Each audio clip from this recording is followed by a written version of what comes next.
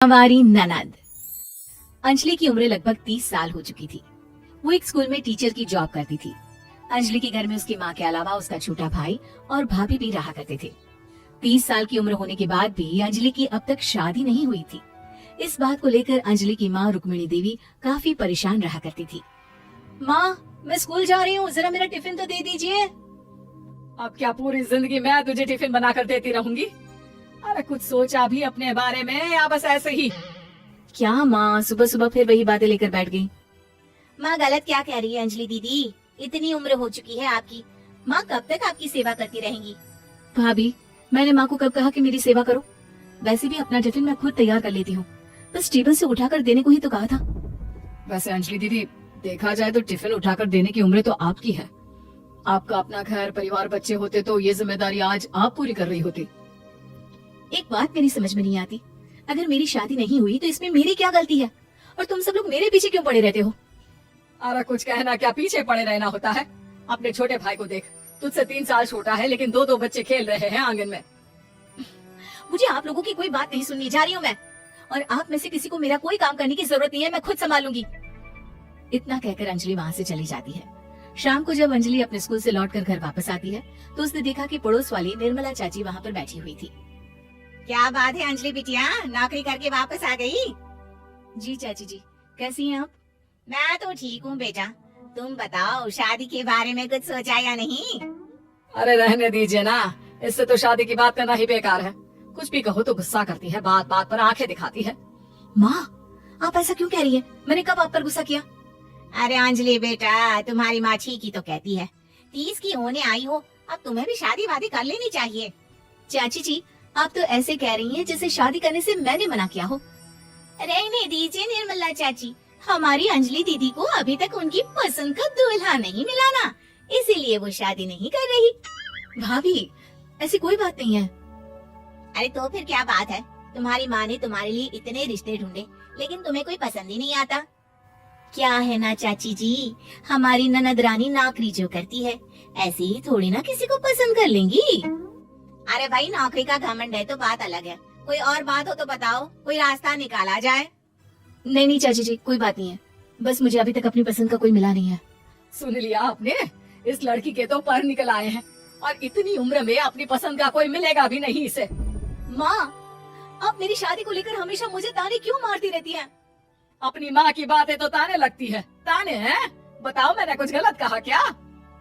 देखो, ये सब छोड़ो, मेरी दूर की बुआ का बेटा है, उसकी अभी शादी नहीं हुई है, उम्र होगी कोई 34-35 साल। आप कहें तो बात आगे बढ़ाऊं? अरे हाँ हाँ, क्यों नहीं, ये भी कोई पूछने की बात है। अरे जल्दी से लड़की को यहाँ बुला लो। माँ, आप मुझसे पूछे बिना मेरी शादी की बात करने जा रही हैं, और मेरी उम्र 30 भी पूरी नहीं हुई है। निर्मला चाची कह रही है कि वो लड़का 35 साल का है। अंजलि दीदी, आपको क्या लगता है इस उम्र में कोई फिल्म का हीरो आएगा आपके लिए?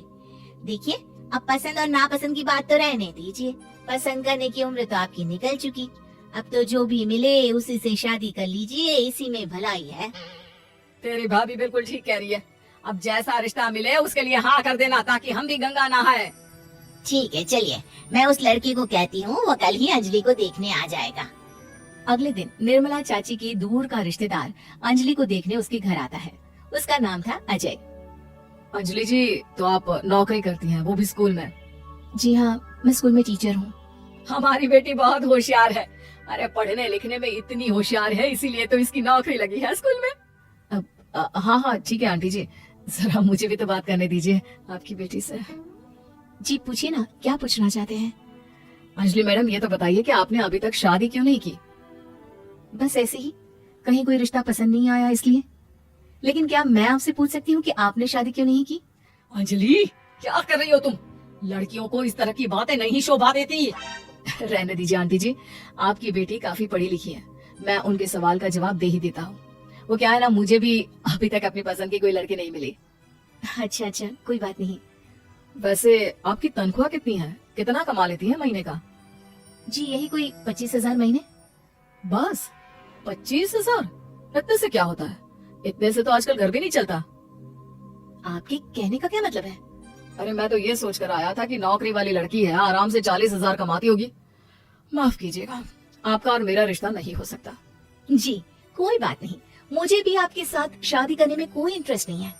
अंजलि किस तरह की बात कर रही हो? घर आए रिश्ते को ठुकरा रही हो तुम। दीदी अब इस उम्र में आपको इतनी अकड़ नहीं दिखानी चाहिए। अच्छा खासा रिश्ता हाथ से निकल गया, कहीं ऐसा ना हो कि जिंदगी भर कुंवारी ही रह जाओ आप। कुछ दिन और ऐसे ही निकल जाते हैं और अंजलि की शादी कभी नहीं होती। अंजलि के परिवार वाले बिंदास उसे ताने मारते रहते हैं, लेकिन अंजलि एक बड़ी नौकरी की तैयारी करती है और उसमें सिलेक्ट होने के बाद अंजलि को एक बहुत बड़ी नौकरी मिल जाती है। अब तो दीदी के नखरे और भी ज्यादा बढ़ जाएंगे भाई, अब तो इतनी बड़ी नौकरी जो लगी है, अब इनकी शादी होने से रही। माँ, मुझे नौकरी के लिए दूसरे शहर जाना पड़ेगा। आप जानती हैं ये बहुत बड़ी जॉब है और इसमें पैसे भी बहुत ज्यादा मिलेंगे। अच्छा, कितने पैसे मिलेंगे बेटा? माँ मुझे हर महीने 90,000 सैलरी मिलेगी। क्या? अरे वाह वाह, ये तो बहुत अच्छी बात है। लेकिन फायदा क्या? कितने भी पैसे मिले, शादी तो हुई नहीं ना तुम्हारी। अंजलि नौकरी करने के लिए दूसरे शहर में चली जाती है और जब कुछ महीनों के बाद वो वापस घर आती है तो उसे अपने पति के साथ देखकर उसके घर वाले हैरान रह जाते हैं। अरे अंजलि, तूने शादी कर ली और हमें बताया तक नहीं। और दामाद जी करते क्या है? इतनी बड़ी कार है उनकी। माँ मैं आपको सब कुछ बताना चाहती थी, लेकिन आप सबके ताने सुनकर बहुत दुखी हो गई थी और इसीलिए मैंने अपनी पसंद से शादी कर ली। मेरे पति मेरे साथ ही ऑफिस में नौकरी करते हैं और बहुत बड़े अफसर हैं। और एक बात बताऊं माँ, आज मैं बहुत खुश हूँ।